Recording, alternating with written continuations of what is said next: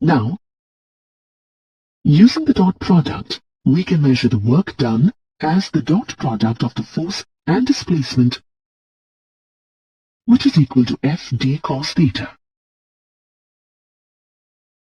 However, the work done can be positive, negative, or zero, depending on the values of the angle between the force and the displacement, theta.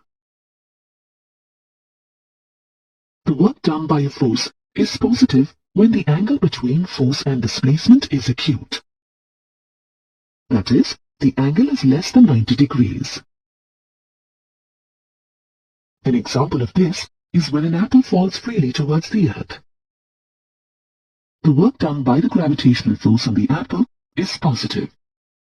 In this case, the angle between the displacement of the apple and the gravitational force is zero.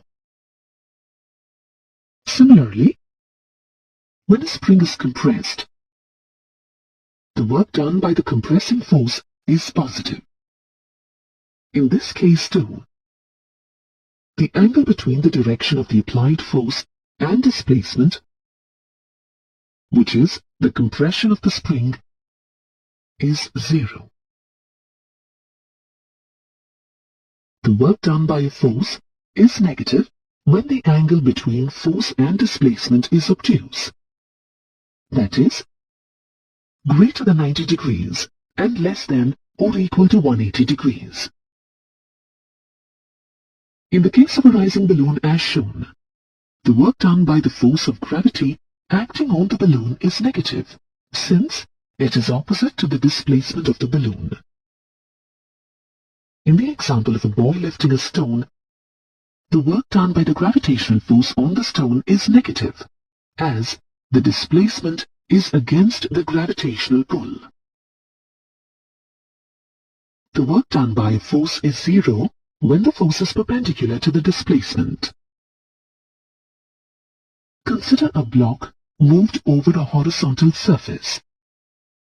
In this case, the displacement is along the horizontal, whereas the gravitational force, which is the weight of the block, acts vertically downwards. Here, work done by the gravitational force is zero, since it acts perpendicular to the displacement of the body. As another example, consider a stone tied to a string, whirled in a circular path. Here, a centripetal force acts on the stone to maintain its circular path. Centripetal force is always directed towards the center of the circular path, whereas the displacement of the stone for an infinitesimal time interval is along the tangent to the circle at the point under consideration. As the direction of the force is perpendicular to the displacement, the work done by a centripetal force is zero. The SI unit of work is joule, which is denoted by the letter J, named after the famous British scientist James Prescott Joule. Thus, 1 joule is defined as the work done on a body when a force of 1 Newton displaces the body in the direction of the force by 1 meter.